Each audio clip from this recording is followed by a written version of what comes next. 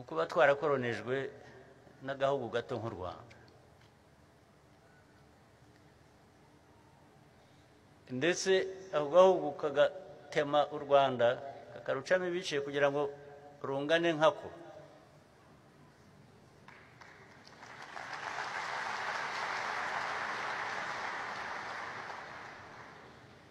Ubwo ni Ububiligi mvuga, kandi aza kubwihanangiriza. Ndabisubiza.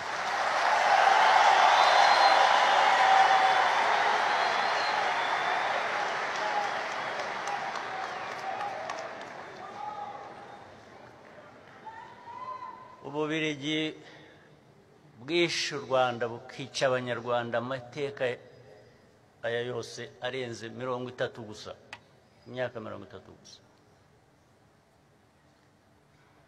rukajya rutugarukaho rukongera abasigaye rukongera rukabica.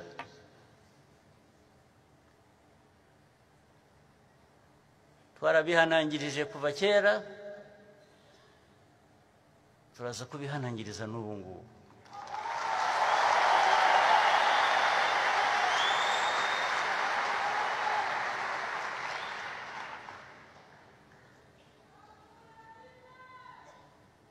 Iyi ntambara ya Kongo, abantu bagiye bakagira iy'u Rwanda. Ntabwo iyi ntambara ari iy'u Rwanda, ntabwo ari u Rwanda rwayitangiye, ahubwo icyo abayitangiye bashakaga nicyo turwana nacyo.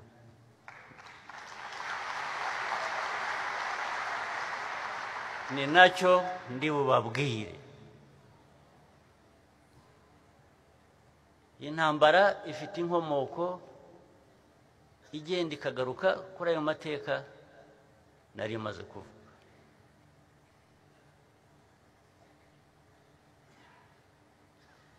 Abantu bitwa Abanyarwanda bamwe bagiye bisanga hakurya y'imipaka tuzi ubu ngubu y'u Rwanda. Ntabwo ari u Rwanda rwabatwayeyo, ntabwo ari Abanyarwanda batwaye, ntabwo ari u Rwanda rwatwaye Abanyarwanda muri za Gisoro muri Uganda, ahantu bitwa Gisoro hano.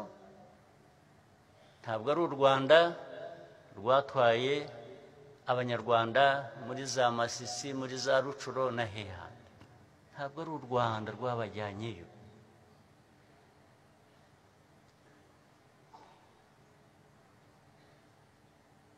Kugira ngo rero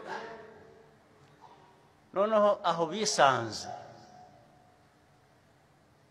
abo muri ibyo bihugu babe babwira abantu ngo nimuhaguruke musubire aho mukwiriye kuba muri mu Rwanda. Niba ushaka kubikora, birukanane n'ubutaka bwabo bagumyeho.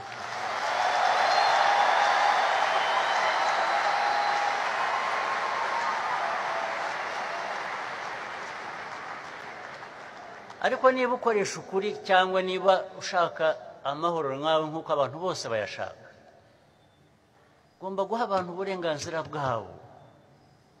Byanze bikunze, iyo utabubahaye abantu, udahaye abantu uburenganzira bwabo, baraburwanira. Ni wa muriro navugaga.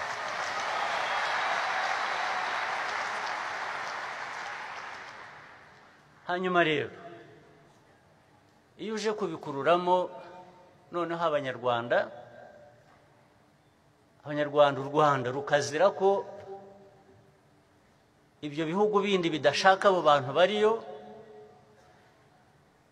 twagira dutese? Turahangana nabo.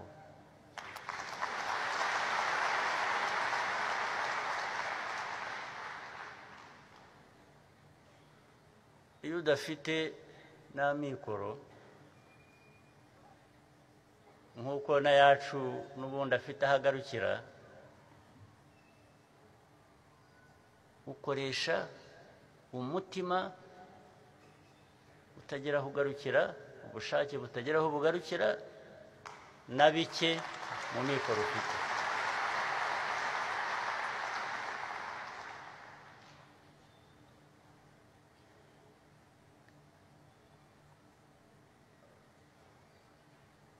intambara y'ejo bundi imaze imyaka ngira ngo irenze 3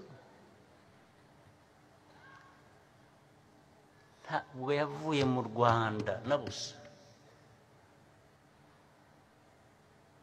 Ibyo naye babwiye ntabwo nirwa mbitindaho, sinirwa mbisubiramo, ariko ziriya ntera hamwe mwumva buri munsi, mubona buri munsi, n'ejo bundi hari zo twahawe n'abarwana mu burasirazuba bwo muri Kongo. Mwarabonye kuri za television, abandi mwarabonye n'amaso yanyu. Abo bantu bishe abantu hano. Uwitwa ninde? Ni Gakwere.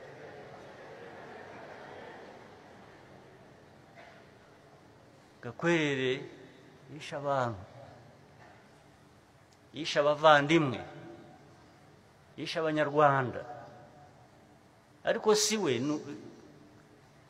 gusa, nuko ari we wafashwe ejo bundi. Abandi baguye ku rugamba. Abo bantu byaragiye biba kuvuga ngo iyo uvuze FDLR, iyo uvuze interahamwe, bakavuga ngo ariko abo ngabo ngo kumuvuga ngo ni bangahe? Ushaka ko baba bangahe kugira ngo babe ikibazo?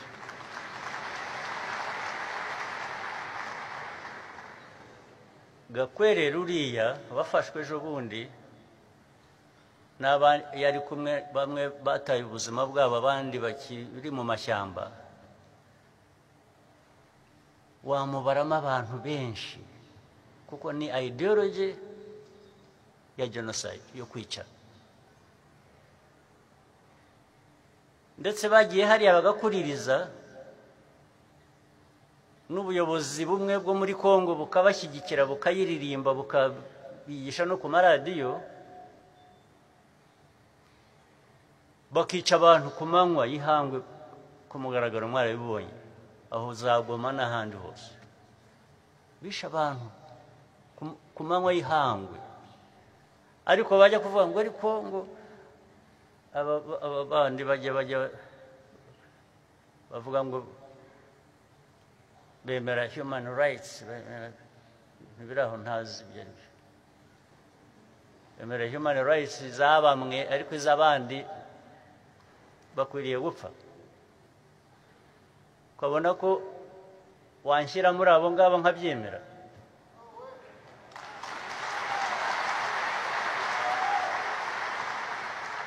Washyira abantu mu bagomba gupfa bakabyemera, bakagutegereza kuza kubica? Byose ko ari ugupfa se nanone? Napfa ndwana nawe?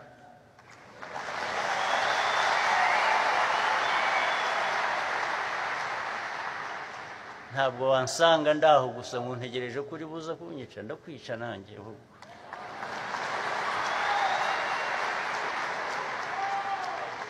Ibyo rwose icyo nicyo kisubira kwerekana abantu bose bikiremwa ni bamwe, nta muntu uruta undi.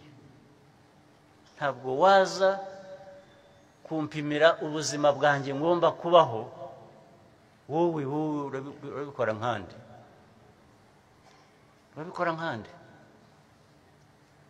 ubwo rero byarangira gutyo. Aba barwana muri Kongo batotejwe kuva ryari, ndetse buriya abantu nuko birengagiza amasezerano yabaye mu myaka, iyi ntambara ibaye ejo bundi mu 2022 byari byabaye no mu 2012. Imyaka 10 hagati itarashira intambara zongera zabaye. Ariko ari icyo gihe cya 2012 na mbere yaho, aba bantu bagiye bumvikana na za leta zari ziriho bagera kuri byinshi barumvikana nta na kimwe kigeze gishyira mu bikorwa ariko ubwo kumvikana ni ukuvuga ko bemeraga ko aba bantu bafite ukuri kwabo bagomba guhabwa ariko ejo bundi biraza birivanga bijyamo ya ideology navugaga bijyamo leta ya Kongo noneho bijyamo n'abandi banyafurika uko bateye sinkuzi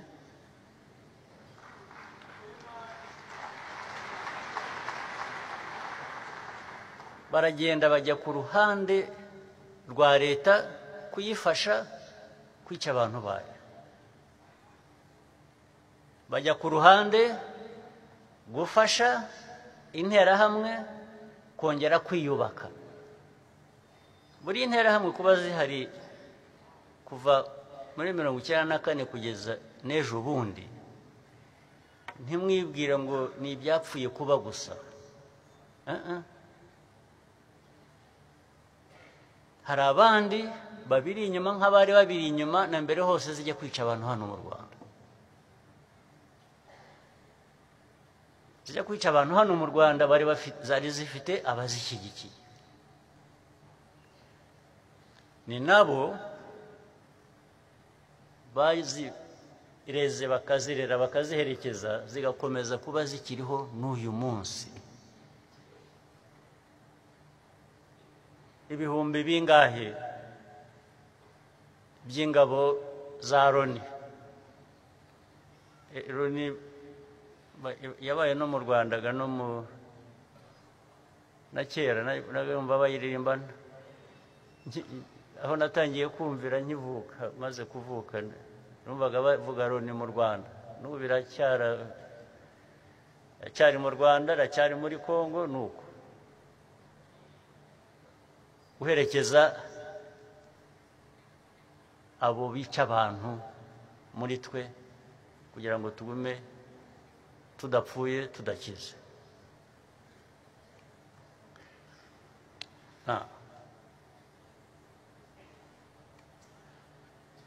ikibazo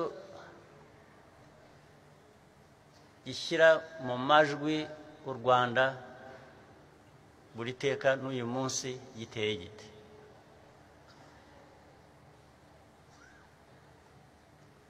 ndahera hahandi nababwiye Gakwerere wazanywe ku manywa n'abandi bari kumwe amaze imyaka ingahe hafi 30 nyine cyangwa se 30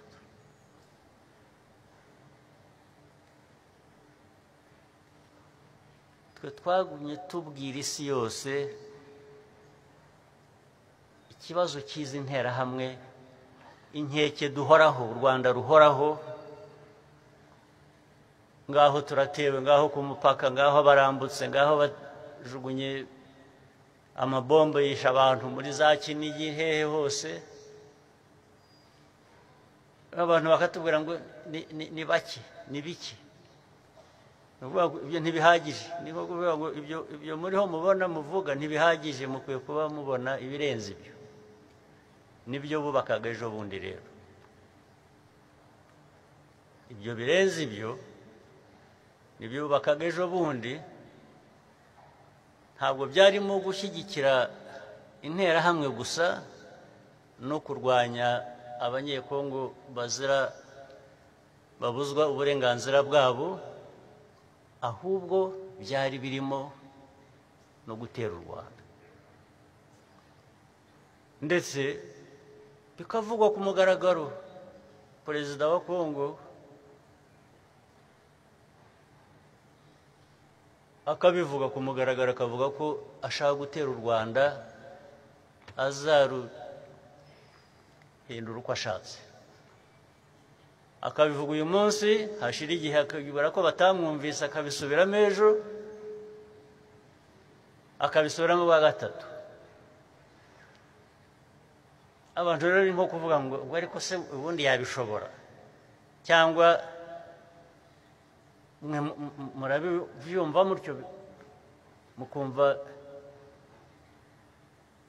hari icyo bikwiye kuba bibatwaye. Arabivuga ari interahamwe ariho akoresha yubaka imbunda, hari abaje kumufasha barimo n'abaturutse i Burayi abitwa abamilisiyoneri. Abamilisiyoneri nayo mbaherutse kera mu mateka.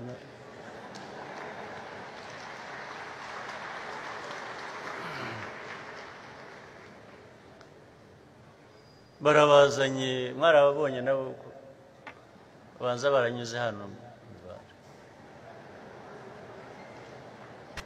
ariko nta wabarenganya, nta nubwo bazi geography, ntabwo bazi ko aka karere gateye, n'amateka ntibayazi, baba barabazanye gusa ngo bajye kurwana. Abasenere bavuye i Burayi baza kurwana n'abirabura, ubu babasanga hano bakamenya gutoranya abantu ngo uyu ni iki, uyu ni iki.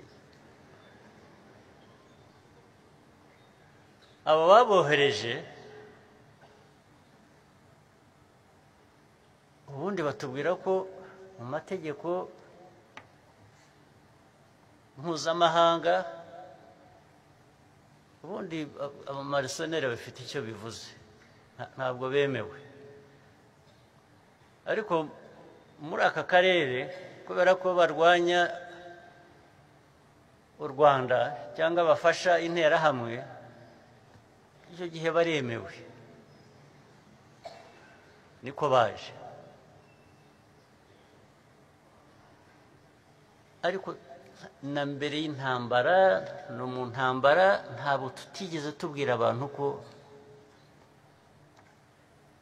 ibi bizavamo ibibazo, biduteye ibibazo, kandi tutazabyemera, tuzakora ibishoboka byose tukabirwanya.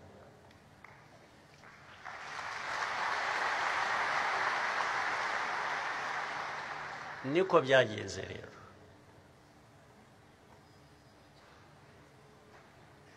Ubu ibyo ubona birirwa baturega muzi mu Kinyarwanda gukoronga, murabizi, birirwa badukoronga. Gukoronga ni ugutukana. Bavuga intambara kwanza iri hariya muri Kongo, ikabanza ikaba iy'u Rwanda, icya kabiri ikaba ko ishyigikiwe n'u Rwanda. Byagera kuri FDR bakabivuga buhoro bongorera, kuko ubundi ntibashaka no kubivuga, kuko nibyo bashaka ko ari byo byabaho, ko izo nterahamwe zakongera zikagaruka mu Rwanda zikica abantu. Cyangwa ntibanavuge ko nubwo bavuga ngo mujya mubibona ibyo bandika M23 AFC ko bashyigikiwe n'u Rwanda, bagera ku nterahamwe ntibavuge ko bishyigikiwe na leta ya Kongo, bakavuga ko ari abantu bari aho gusa bafite ukuri, bari aho bashakisha barwanira. Ntibashobora kuvuga, nta na hamwe uzabona ko bavuga ko interahamwe zishyigikiwe na leta ya Kongo. Ariko biroroshye kuvuga ngo u Rwanda rushyigikiye AFC na M23. Ibyo se bibwira ko ari uko ababivuga batabizi, batazi ibyo bavuga. Bazi ibyo bavuga, niko babihisemo. Nuko u Rwanda bagomba kurushyira mu kibazo ndetse bakaruhana uko babishaka. Barangiza rero bikajyamo babandi abadukoroneje u Rwanda n'u Burundi na Kongo. Barabanje bashyira hamwe ibyo bihugu byombi bindi, ndetse ngo nabyo birwanye u Rwanda. Ariko ibyo biragenda bigira uruhande bisobanuka.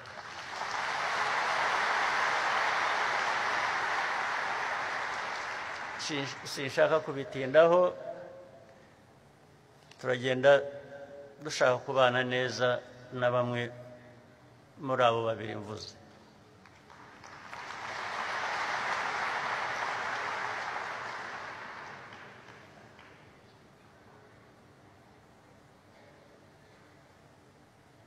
Byarangiza rero Ububiligi bwakoroneje ibyo bihugu bitatu, ngira ngo ni nabwo ni nazo koloni gusa zakoronijwe n'Ababiligi eshatu.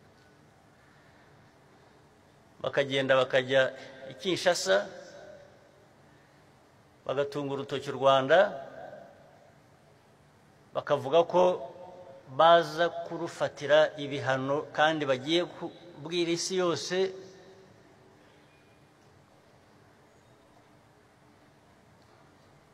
kubikora ku Rwanda. Ariko se wowe nta soni ugira?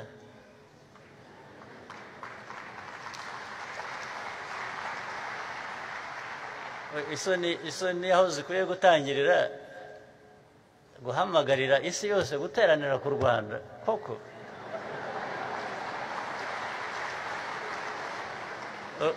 U Rwanda uko rungana, u Rwanda twebwe twicaye aha tugateranirwaho n'isi yose.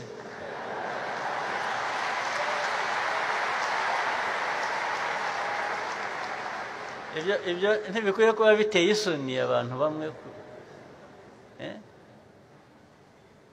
baturetse ko turi aho twirwanaho twirwariza dushaka kubaho, dushaka kubaho uko dushaka kubaho. Baduhaye amahoro, baduhaye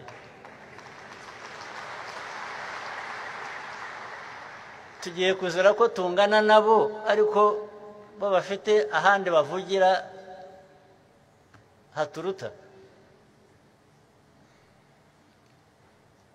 Ariko ibyo rero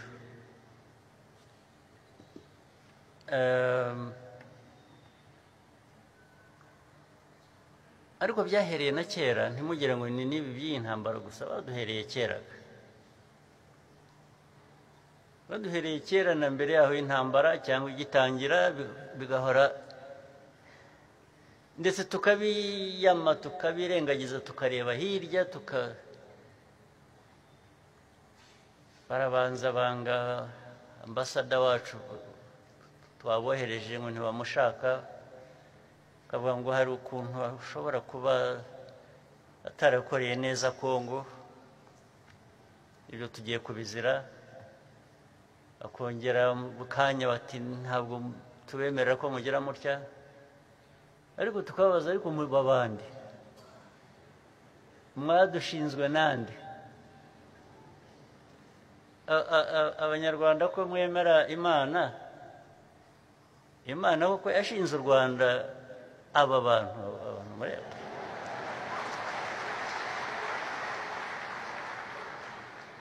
aba ngaba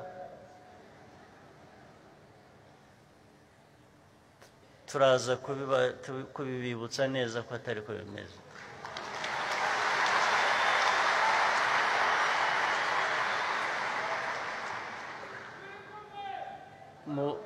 Mu buryo bwacu butari bwinshi cyane turaza guhangana nabo.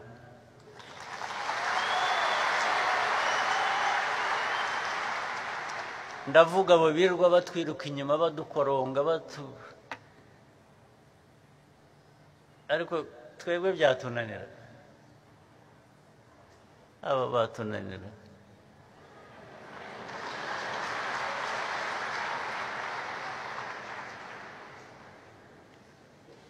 Hari ibintu byacu bimwe baza kugomba kwigomwa bakaduha amahoro.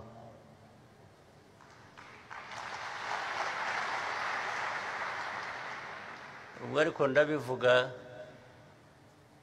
mbateguza, ariko nteguza namwe Abanyarwanda ngo iyi myaka yose tumaze kuri uru rugamba rwo kubaka igihugu cyacu, turashaka kuba Abanyarwanda, ntabwo dushaka kuba Ababiligi.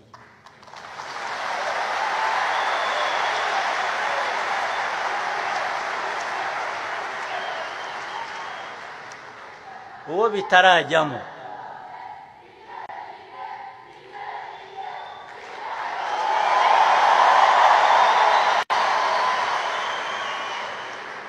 abanyarwanda bitarajyamo ko bakwiriye kuba bo bakwiriye kuba abanyarwanda tudakwiriye kuba aba bandi badukoroneje rwose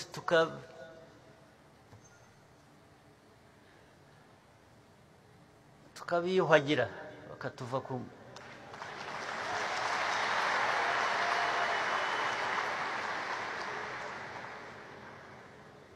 ubu ndababwira nta kantu ndi busige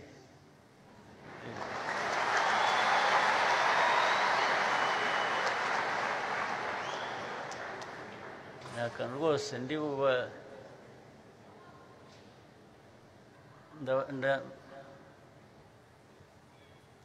ariko kandi niyo nzira turimo yo kuba twebwe ntabwo twaba abandi dukwiye kuba abandi dukwiye kuba twe tukabana n'abantu tugahana amahoro tukikora ibyo tugomba gukora biduteza imbere akaba ariyo dushyira imbere yacu rwose niko mbyumva sinzi niba hari undi ubyumva ukundi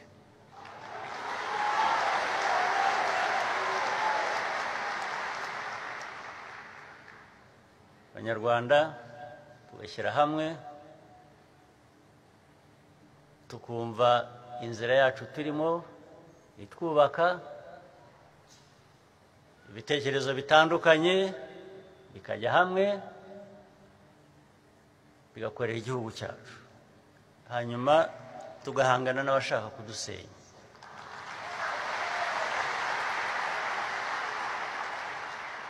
kandi ndagira ngo mbabwire ko biravuna kuba wowe kuba uko ushaka kuba wowe biravuna ni nko kubohora iki gihugu byavunnye abantu ndetse abandi batanze icyo umuntu agira mu bintu byose gihenze kurusha ibindi ni ubuzima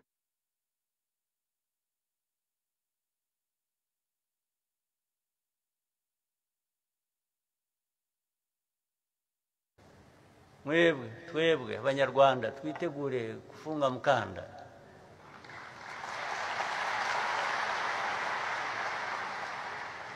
sio kufunga mkanda peke yake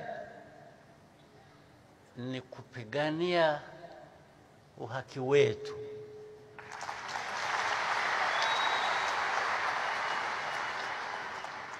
lazima tupiganie uhaki wetu tuna haki ya kupigania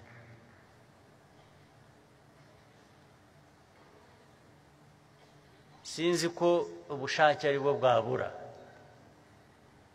rwose ntibikatubemo so ibingibi baraho bavuze induru hirya baratugera barya baragera barya sanctions we do this ubu buracya twapfuye kubera sanctions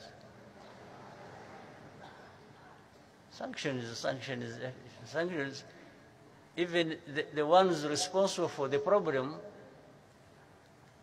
are the ones asking for sanctions.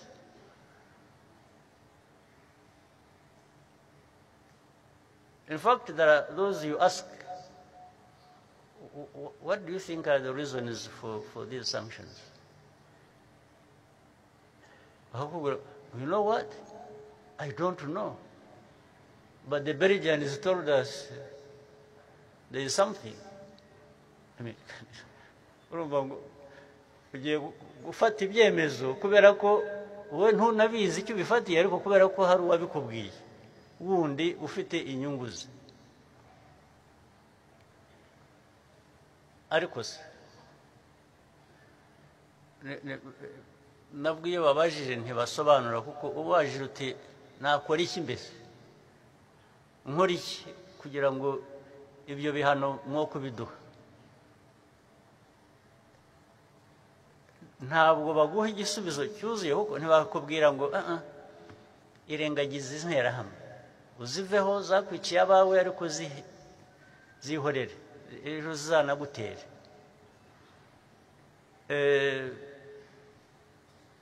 Muzi ibihumbi by'abantu dufite hano b'impunzi bavuye hakurya hariya birukanywe mu byabo, kuvuga ngo abo ngabo batuze ubihorere, uburenganzira bwabo tuzabwira abayobozi ba Kongo babwiteho. Ubwo ni ukuvuga ngo ubashyize mu maboko yabo y'ababica, ufasha ababica, ubashyize abapfa abicwa ubashyize mu maboko y'ababica. Byose bibaho. Iyi si turimo iri mu kinyejana cya kangahe, kuko bisa nkaho byasubiye mu kinyejana kindi twahisemo cyarangiye. Rero abanyarwanda, icyo nashaka kuvugana namwe, nagira ngo mbabwire uko ibintu bimeze gutyo, bimeze uko mubyumva, buri wese arivugira arikorera ibyo ashaka.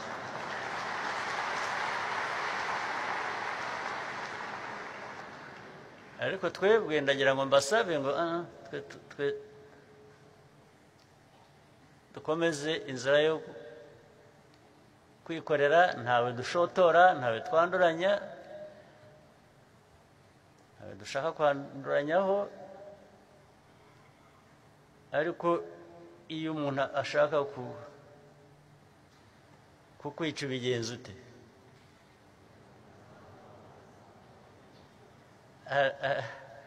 Muri za nyigisho, ariko nta kibazo ufitanye nazo. Mbiyo ukubise ku musaya umwe harya ngo urahindura ukagira ibyo ntabyo ndimo.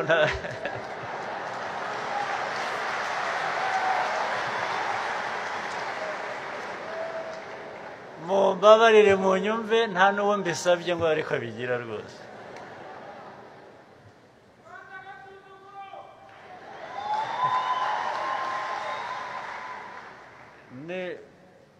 Nunkubita ku musaya umwe, nugira amahirwe urasigara uri muzima rwose. Ibyo jye niyo dini yanjye.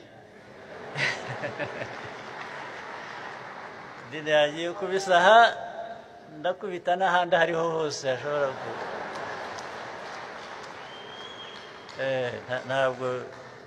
Ntabwo muri ibi bibazo turimo, iyo mikino cyangwa iyo myumvire,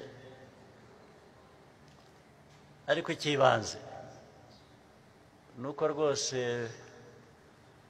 twakomeza inzira turimo yo kubaka igihugu cyacu, kubaka ubumwe bwacu, imbaraga zacu, no kubana neza n'abandi, ari abaturanyi, hari n'abandi bakure, turifuza kubana neza nabo, ariko bagomba kuduha amahoro twifuza, dukeneye, nk'uko natwe twakora ibyumvikana bizima kuri bo. Ariko ibi bintu ngira ngo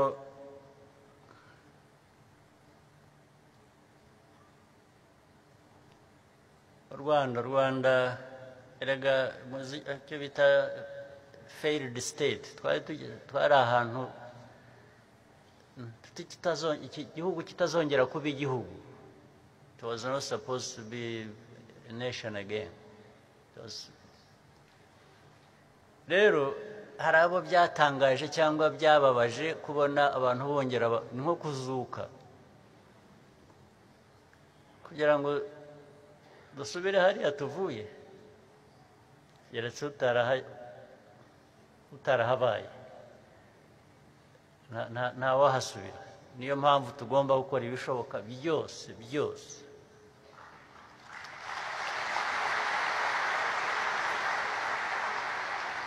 kugira ngo tutazahasubira dukomeze inzira iduteza imbere nubwo haba abaduca intege cyangwa abashaka ko babirwanya